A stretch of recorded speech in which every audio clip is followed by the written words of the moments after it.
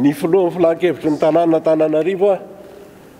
miaraka amin'ny bureau permanent ary miaraka amin'reto mpanolontsaina ny tanànan'Antananarivo reto dia manana zavatra ho ambara aminareo noho ny zavatra misy sy ny seho omaly ka mahatonga anay ny vory malaky androany ary taoriana zay fivoriana zay dia misy fanambarana zay ho ataonay tahaka an'izao. Ny filan-kevitry ny tanànan'Antananarivo dia fantatrareo tsara fa olom-boafidy ary fidin'ny vahoaka ny tanàna voeto Antananarivo no miasa sy mahafilan-kevitry ny tanànan'Antananarivo azy. Arak'izany dia nisafidy isika raha nanangana an'izao fitondram-panjakana izao nisafiditsika ny roso amin'izay atao hoe rafitra demokratika zay makany amin'ny fitondram-pahefana. Misy ny fahefana zany zay efa nomena ty fotony aty ary mahasarotiny anay zay olom-boafidy fidin'ny vahoaka mivantana ny mikasika n'ireny fahefana zay menanay ireny. Araky ny lalàna fantarareo tsara 2014-020 article 29 dia milaza tsara fa ovakiko le izy mba ho fantatsika tsara amin'ny teny frantsay alatsiny. Le chef de l'exécutif sous contrôle du conseil municipal conserve et administre le patrimoine de la collectivité. Ny dikan'izay amin'ny teny gasy dia hoe miandraikitra sy mitantana mivantana ny fanana ny tanànan'Antananarivo ny ben'ny tanàna. Manara-maso ny fanatanterahana an'izany ny filan-kevitry ny tanàna.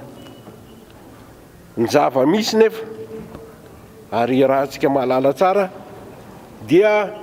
misy atsirambina mikasika an'ireo noho n'inona noho ny resaka politika zay atao sy ampiarina eto amin'ny tanànan'Antananarivo ataon'ny fitondrana indrindrindrindra fitondrana foibe. Fantatsika tsara ny zavatra niseho. Misy reny evenemana zavatra niseho rehetrarehetra teto reny tonga dia miditra miaramila aty amin'ny ataontsika hoe lapan'ny tanàna. Amin'ny alina io misy ny teny mitoerana isan-karazany teto amin'ny tanànan'Antananarivo Anosipatrana dia atao ohatra ny biby fampitahorana sahanatria ny herim-panjakana entina ampisehoana fa tany tsy misy lalàna tsy misy mifehy reny fananam-panjakana zay tantanana ireny. Zavatra niseho zao alina teo Mahamasina dia idirana fotsiny zao ny kianjan'ny Mahamasina zay fantatrareo tsara fa ny tanànan'Antananarivo no mikarakara mitantana ary mampiasa ny kianjan'ny Mahamasina io. Reny zavatra reny zany dia tsy mety amin'ny mpikambana ato amin'ny filan-kevitry ny tanàna ary sarotiny dia ho sarotiny zay mikasika an'izay satria zay ny andraikitra efa nomenanay, zay ny fidianan'ny vahoaka anay anangana an'ity filan-kevitry ny tanànan'Antananarivo ity. Noho izany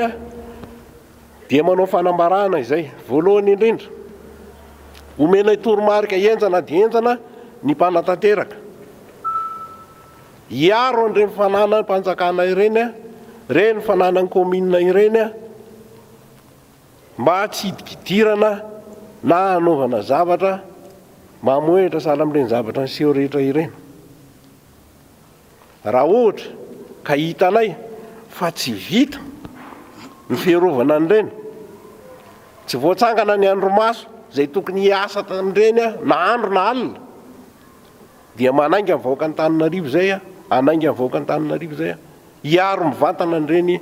fananany tanànan'Antananarivo ireny. Koa dia mbola mampitandrinay mbola fampitandremana no lazainay amin'izao fotoan'izao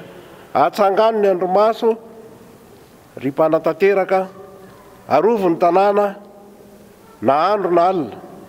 Ho hitanay eo rehefa tsy vita dia anainga ny olona mpifidy anay zay ary anainga ny tanànan'Antananarivo zay eto daholo ny mpanolontsaina rehetrarehetra anatanteraka ny fiarovana indreny fa andraikitra efa menanay io ary sarotiny amin'io zay. Tsy anaiky mihitsy zay ny hidikidiran'ny olona fotsiny amin'izao tsy mahazo alalana sy ao anatin'ny mpaikaty politika rehetrarehetra zay everintsika fa tsy mampandroso antsika.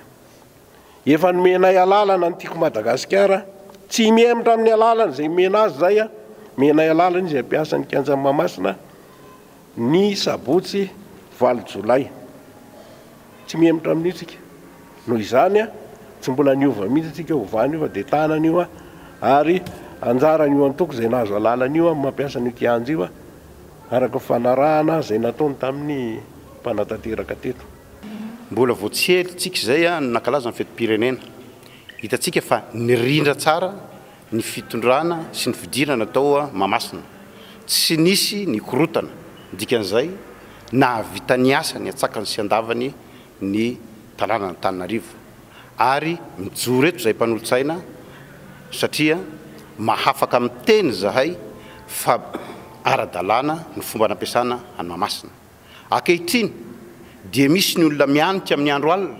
miditra ao Mahamasina irahin'ireo mpitondra fanjakana aiza ary no azahoana iantoka fa ireo miaramila zay miditra ao amin'ny andro alina dia tsy ametraka fandrika any anatin'ny terrain rehetrarehetra any na any amin'ny sisisiny rehetra any ka noho zany